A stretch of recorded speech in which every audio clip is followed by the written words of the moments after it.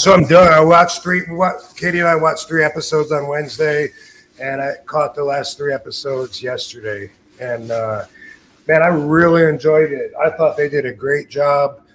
Um, it was awesome learning and just going through the history of what we all loved. Growing up on WWF, and then of course seeing how I'm interjected into the timeline of everything. There is always a fascinating, like, new perspective to see when I'm looking at the whole big enchilada. And man, I didn't think it made Vince look bad. A little bit at the end was the worst part, but through the whole thing, it was like a roller coaster. A controversy, and then he slides out of it, and he's on top.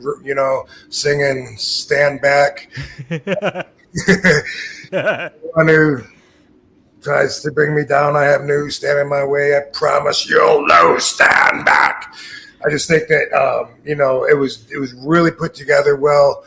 And more intensified with deeper bullshit to have to walk through. And hearing Vince, most of what he said, just like always, I admire his intelligence. I've always felt that way, and I still did watching this. He did show a little bit of a different side of him. He seemed to really be hung up on talking about his sex life and how, he even described himself as someone who's sexually active. It's kind of weird that you would throw that in there, but I guess he was probably very happy and enjoying an affair that he had at the time, probably the one that we all know about now. That was probably going on while he's doing the interview, and that's why he's so high on it, thinking, well, what a life I got. It was right before that shoe dropped. I thought it was really great. When I say that I agree with him, I'm in the minority a lot when it comes to expressing my thoughts and perspective. But whenever people try to dump everything in his lap, I never understand that. Why in the world would I ever blame Vince McMahon for me taking pain pills, or for me getting concussions, or me doing steroids, or me working while I'm hurt? Like, why in the world? I can't imagine any reason, not one reason, except a lie, if I was to put that on Vince and say it was his fault.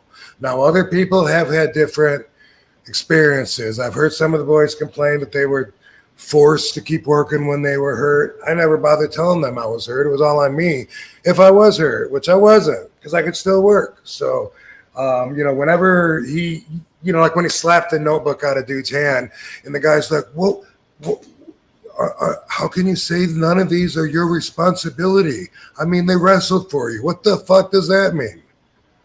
Right. I agree with Vince on that. I'm not saying that he should have smacked the book out of the guy's hand. He was definitely trying to intimidate him. He kept moving closer and closer to him, trying to bully him and intimidate him, which wasn't working. But I agree with how ridiculous the question is. Do you take responsibility that all these wrestlers died because a lot of them used to wrestle for you? What the fuck? What if a lot of them went to my 3rd grade Spanish class?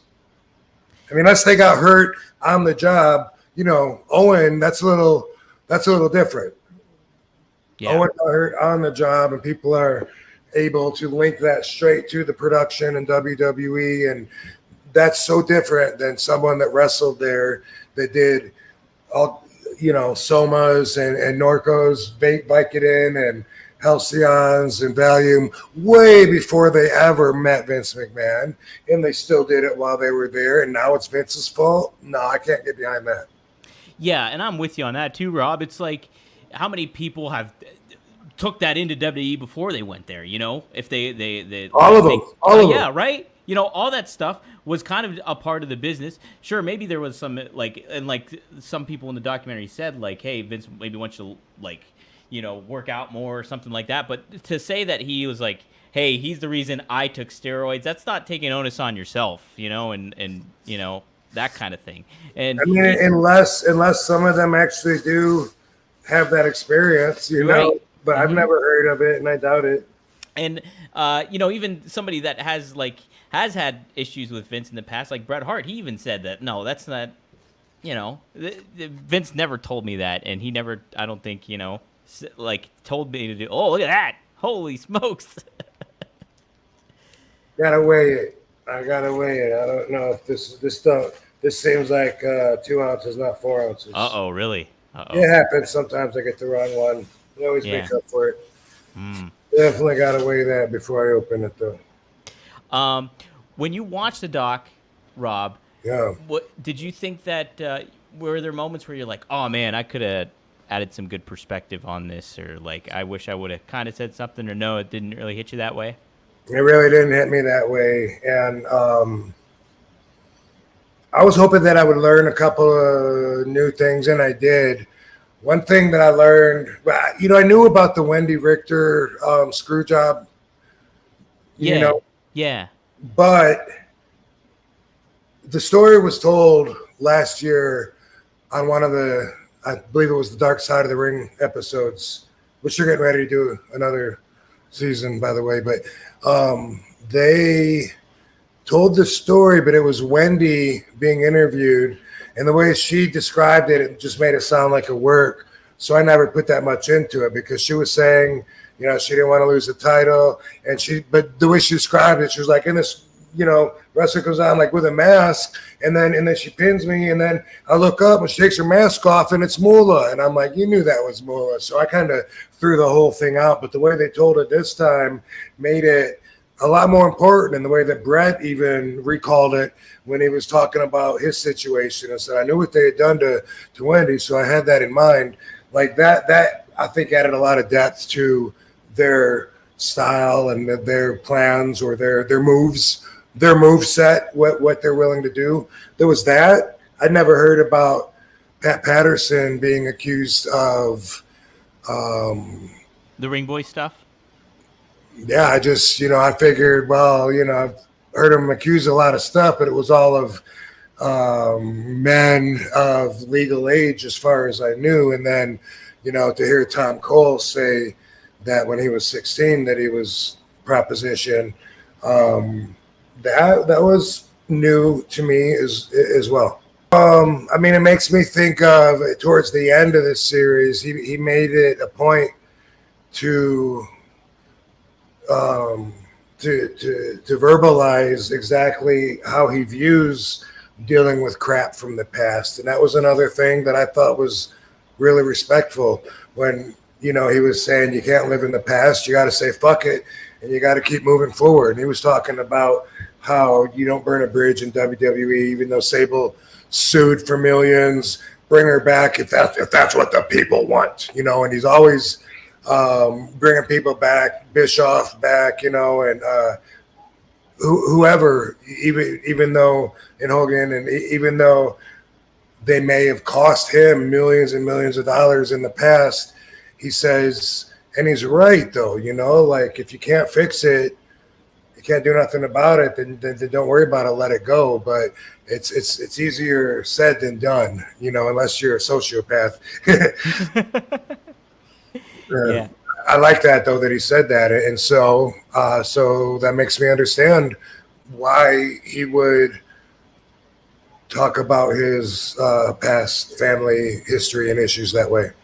Interesting. Yeah. It's here's Tony Atlas's perspective. I love Tony Atlas. He was fucking great. Yeah. He added a lot to it. He did add a lot to it. Like when they were, what was the thing said? Oh, when they were talking about the Pat Patterson thing, he was like, "Well, didn't you tell anybody about it?" He's like, "Who am I gonna tell? He's the booker." Right. Yeah. Right. It's like, what am I gonna do? He's like, if I tell him I'll get fired. Right. Exactly. Uh-huh. Yeah. So yeah, he helped by saying a few things that I think some of the other guys either were too scared to say or just weren't going to go there, and I appreciate that. When I see him, I'm looking forward to telling him. Nothing really like stood out as like contriving or misleading, Mm-hmm. I thought that they did a really good job of getting all the footage that they got together, you know, from past and present, and everything was just so relevant and important, and I appreciated that all the work that they put into that, you know. So you know, like if there was anything, it wasn't done in any kind of malicious manner that I picked up in, and it didn't come across that way, you know. Like at the end when they said, what's his legacy, and everyone keeps going, his legacy, that's a good question. And you know, like things like that could have been done editing, you know, maybe they didn't have that response right then, whatever, but that just moves the story forward and is awesome editing anyway, you know. Yeah. And then it was Tony who said the greatest promoter in the business. Yeah. That's very hard to argue. How much success that guy had, you know, building over $1 billion empire, and just, you know, being in charge of so much going on, like running a fucking army.